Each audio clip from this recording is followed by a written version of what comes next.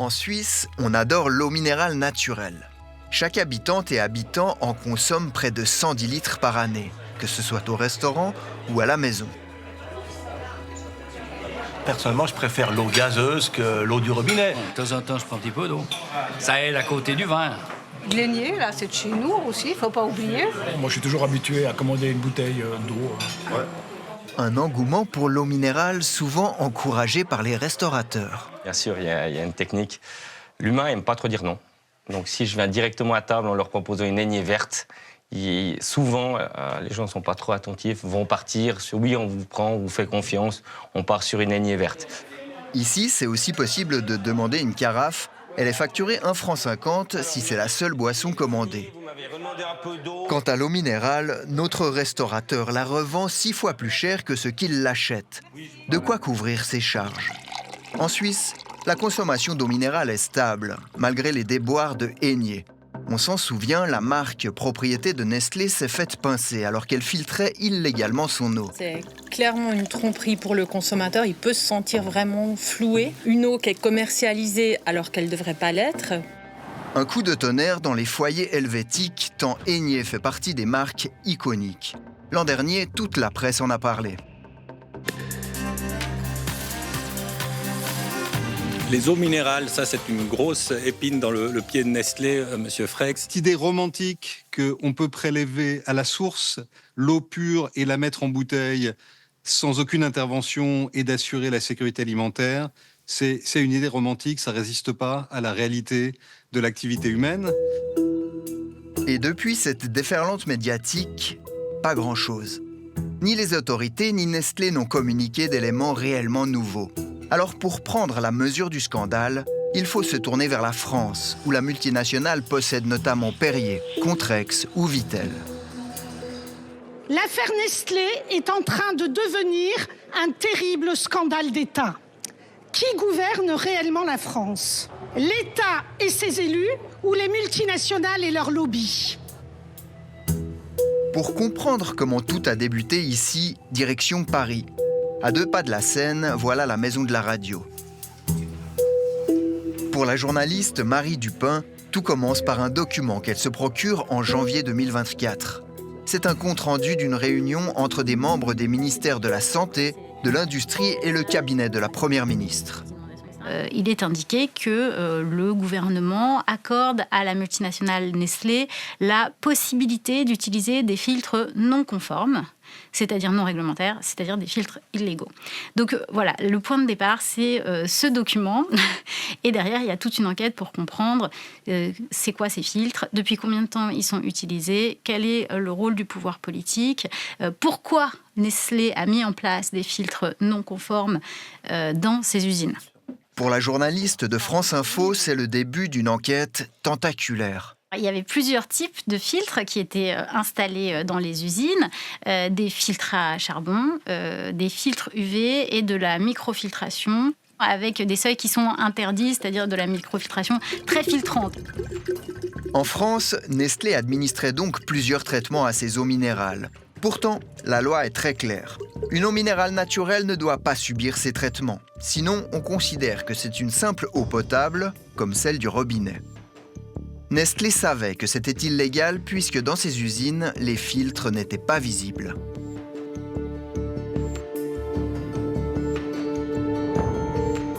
Nestlé avait installé des filtres cachés, dissimulés aux autorités dans les sous-sols de ses usines. Ils avaient créé des fausses armoires électriques. Il faut imaginer quand même que c'est-à-dire qu'une multinationale a fait installer de fausses armoires électriques dans ses usines avec des faux boutons poussoirs pour pouvoir dissimuler la présence de ces filtres au contrôle sanitaire. Et donc, quand les agents du contrôle sanitaire en France venaient pour contrôler l'eau, eh bien, on leur donnait de l'eau en leur disant voilà, alors cette eau vient de la source, c'est de l'eau minérale naturelle, elle n'a subi aucun traitement et en fait, l'eau était traitée. Résultat, les eaux de Perrier, Vittel, Contrex ou Épar n'auraient pas dû porter l'appellation eau minérale naturelle.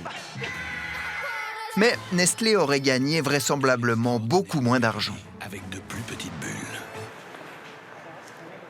Direction le vénérable Sénat et César. Alexandre Huizy dirige aujourd'hui la commission d'enquête chargée de faire la lumière sur l'affaire des eaux Nestlé. Vous avez un consommateur qui décide d'acheter une bouteille d'eau 120 fois le prix de l'eau du robinet. 120 fois le prix, c'est à peu près la moyenne. Bon, en tout cas chez nous. Et ce consommateur, il achète deux choses. Il achète la minéralité et la pureté originelle de l'eau, parce qu'elle est préservée dans des sources extrêmement profondes, etc. Si cette pureté originelle de l'eau, elle est plus garantie, si on applique des traitements illégaux, lampes à UV, à filtre à charbon, alors vous trompez le consommateur, puisque ces filtres et ces lampes à charbon, ils sont interdits, ils sont réservés pour l'eau du robinet. Donc je rappelle juste pour le cas français, on parle d'une fraude qui est évaluée par les services de l'État, les services nationaux d'enquête, l'information est publique, à plus de 3 milliards d'euros, une fraude aux consommateurs. La rupture. Au final, pourquoi Nestlé a-t-elle dû filtrer ses eaux minérales? Les puits sont contaminés. On a énormément de documents qui prouvent cette contamination. Ils sont contaminés avec des pesticides, donc des pollutions anthropiques, chimiques, et ils sont contaminés par des bactéries, des matières fécales. Nestlé devait donc filtrer ses eaux pour empêcher toute contamination. Les autorités françaises découvrent finalement ces filtres en 2021. Mais curieusement, elles accordent à Nestlé une dérogation pour continuer de microfiltrer la source Perrier jusqu'à aujourd'hui. Pourquoi donc cette tolérance ? Peut-être parce que Nestlé est un employeur qui compte en France. Avec 10 000 collaborateurs, l'entreprise a le bras long. Le directeur général de la Santé a demandé la fermeture, la fin de toutes les licences accordées au groupe Nestlé dans ses usines d'eau minérale naturelle. Et la parole de l'Agence de sécurité sanitaire française et la parole du patron de la Direction générale de la Santé n'a pas été entendue par le pouvoir politique. Ce qui est sûr, c'est qu'il y a eu des rencontres à différents niveaux, jusqu'à évidemment des proches collaborateurs du président de la République, dans lesquels ce sujet a été évoqué. Et donc, en effet, notre volonté, c'était de comprendre comment l'État, finalement, s'est approprié la demande de Nestlé. Parce qu'en fait, à la fin, il y a quand même une validation au niveau politique, si vous voulez, de ce que demande Nestlé contre l'avis du directeur général de la Santé en France. Pourquoi les eaux de Nestlé étaient polluées? Une partie de la réponse se trouve à Vittel. Bernard Schmitt a pris sa retraite dans les Vosges après une carrière de médecin. Il pensait consacrer ses vieux jours à l'observation des oiseaux, mais quand il intègre la commission locale de l'eau, il découvre que la ressource est surexploitée. Le fait de pomper beaucoup dans une ressource qui est un peu en tension fait que l'eau qui tombe avec la pluie ou avec la neige, mais il n'y en a plus beaucoup, est aspirée beaucoup plus vite, parce que pour prendre de l'eau, il faut des pompes, d'accord ? Et il se produit près des aspirations ce qu'on appelle un cône de rabattement, d'accord ? Qui va drainer l'eau beaucoup plus rapidement que naturellement, et aspirer avec des polluants, des germes issus de l'agriculture, de l'élevage, etc. Dans la région, Nestlé produit la Vittel, mais aussi la Contrex et l'Épar. Depuis des années, la multinationale est accusée de surexploiter la ressource. Et le surpompage sous terre se traduirait aussi à la surface par des assecs, c'est-à-dire des périodes où étangs et cours d'eau sont secs. On s'est aperçu, et l'Office français de la biodiversité nous l'a confirmé, que les assecs des ruisseaux étaient de plus en plus précoces, ce qui veut dire que s'il y a un assec, c'est que les nappes souterraines n'alimentent plus les ruisseaux. Face à ce qu'ils estiment du surpompage, Bernard Schmitt et d'autres militants traînent Nestlé en justice en 2020 pour forages illégaux. Et ils gagnent. Nestlé dispose de 30 forages actifs. Sur ces 30 forages, on a estimé en travaillant le dossier qu'il y avait 18 forages qui n'étaient pas autorisés au titre du Code de l'environnement. Avec le travail qu'on a fait avec notre avocat, on a réduit à 9 forages pour lesquels on était sûr de notre coup. D'accord ? Donc on a porté plainte et la plainte a abouti à ce qu'il y a eu une reconnaissance que ces forages étaient illégaux. Au final, Nestlé paye 2 millions d'euros d'amende, plus des dédommagements à des associations comme celle de Bernard Schmitt. Retour à Paris, où Nestlé fait face à une autre plainte. Foodwatch, une habituée des démarches en justice contre l'agroalimentaire, attaque Nestlé pour tromperie dans l'affaire des filtres interdits. À partir du moment où une entreprise se rend compte qu'il y a possiblement une contamination de ces produits, en l'occurrence là des eaux en bouteille, elles auraient dû arrêter la production, informer les consommateurs, consommatrices, informer l'État. Ça veut dire qu'il y a pour nous une fraude caractérisée. Fraude caractérisée parce qu'il y a un intérêt économique, parce qu'il y a tromperie des consommateurs et parce que clairement c'était intentionnel. Et ce qu'on veut avec cette plainte, c'est casser le climat d'impunité et que toute la lumière soit faite. Suite à la plainte de Foodwatch, Nestlé tente de proposer un accord financier en vain. Quelle est-elle, à votre avis, l'ambition de Nestlé en vous proposant de l'argent ? Je crois que c'est assez simple à comprendre. C'est que si, en retour d'une somme d'argent, on laisse tomber une plainte, ça veut dire qu'on alimente le climat d'impunité et que, du coup, on n'a plus besoin de répondre de ces actes. En France, ça bouge.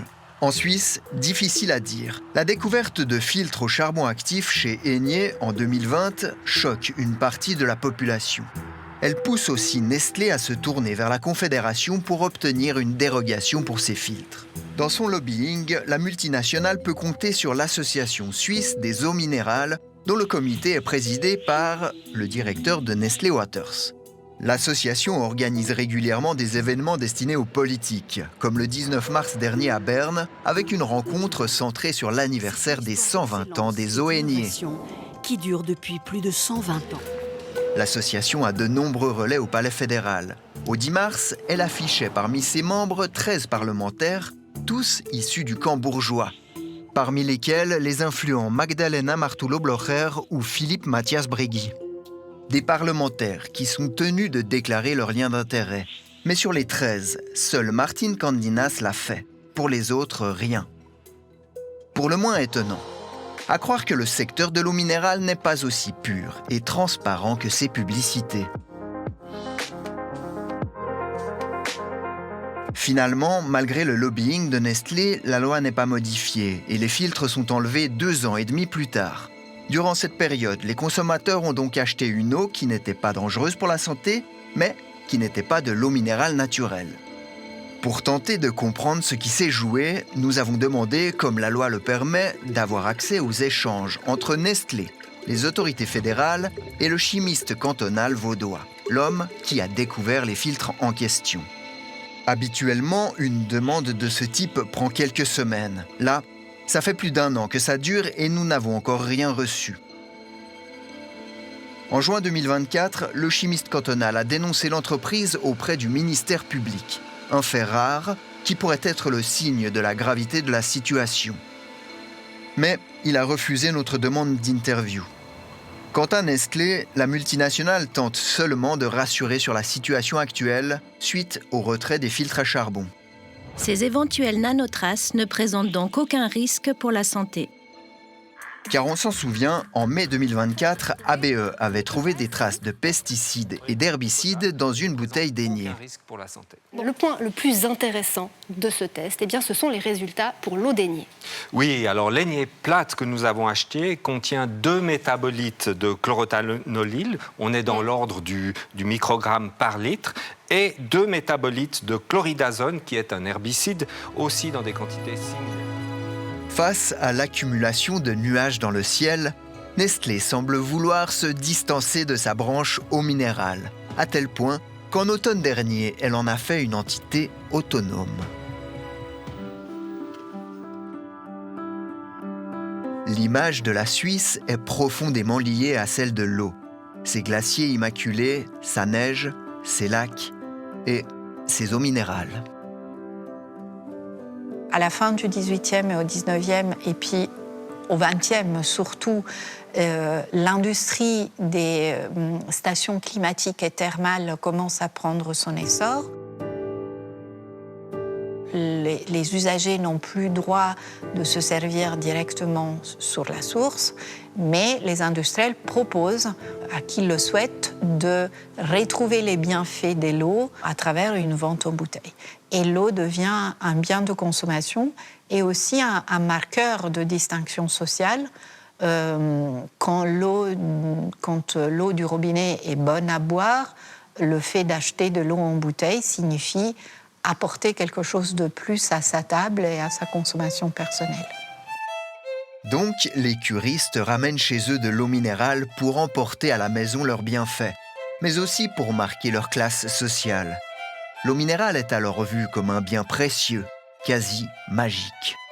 On associe à l'eau minérale, à l'eau en général, des valeurs très importantes. Donc l'image de la jeunesse, de la sveltesse, de la performance, mais aussi une image, je dirais, paradoxalement, de naturalité. Cette eau qui est captée de manière très précautionneuse, qui a traversé pendant des millénaires des strates et des strates de roches ou qui affleure dans un contexte naturel, nous donne aussi la sensation d'être en lien avec cet environnement-là. Aujourd'hui en Suisse, on raffole toujours de l'eau minérale, pensant souvent y retrouver cette nature pure et intacte. Mais avec la détérioration de l'environnement, est-ce que ça fait encore sens ? On a une évolution en fait de l'environnement et du climat qui a passablement changé ces dernières années. On le voit dans les dernières études par rapport à l'eau de pluie. Elle est beaucoup plus concentrée en contaminant ces polluants éternels qu'on retrouve ensuite dans le cycle de l'eau. Donc c'est vrai qu'on n'est plus dans une situation comme on l'était il y a 20-30 ans en arrière. Et puis il y a un deuxième paramètre, c'est l'augmentation des températures hivernales qui fait qu'on a une perte du permafrost par endroit et aussi du coup potentiellement des infiltrations qui n'existaient pas à l'époque. Résultat, lors des analyses d'eau minérale en bouteille, on retrouve régulièrement des traces de pesticides, de PFAS ou de microplastiques, conséquence de l'activité humaine. Alors, pour les consommateurs, est-ce dangereux de boire ces eaux ?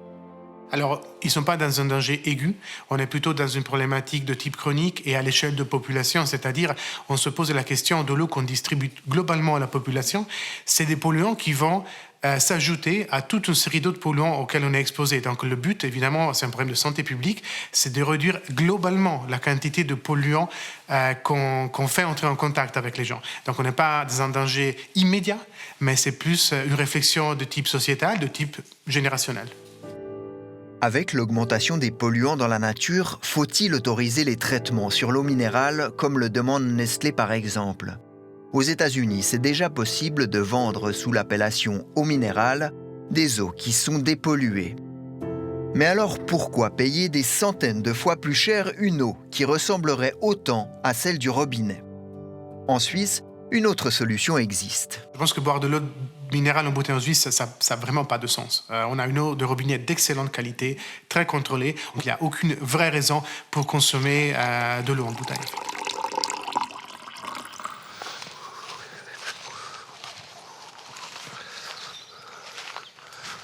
Voilà, on va se diriger. Donc là, on est sur une plateforme qui constitue le sommet de la décharge, en fait. En mai prochain, Nestlé doit comparaître devant le tribunal de Nancy, en France. La multinationale est poursuivie pour avoir conservé 3 décharges sauvages pleines de déchets plastiques, dont celle-ci. On voyait les vaches manger les bouteilles de plastique. Au total, les déchets représenteraient 470 000 mètres cubes, soit 150 piscines olympiques. Des décharges qui datent des années 60. Nestlé n'était alors pas encore propriétaire des eaux Vittel, Contrex et Épar, mais en les achetant, Nestlé a aussi fait l'acquisition de ces décharges. Et donc les échecs industriels étaient jetés dans un endroit où ils avaient creusé une gigantesque fosse. Donc cette fosse, elle fait 100 mètres de long, à vue de nez comme ça, 20 ou 30 mètres de haut, et puis 30 ou 40 mètres de large. Et donc là, il y avait une petite baraque avec une barrière et puis un salarié qui levait la barrière au moment où les camions venaient déverser les échecs. Donc les échecs étaient mis dans la fosse et ils étaient enflammés. Donc ça, c'est une bouteille des années 70 sans doute. Le niveau maximum, il est par là. Et il était auparavant recouvert de terre jusqu'ici. Et c'est l'érosion qui a fait que ces bouteilles-là ont été mises à nu, quoi. Mais je ne pense pas que ça aille jusqu'en haut. C'est plus en profondeur qu'il faudrait avoir une idée.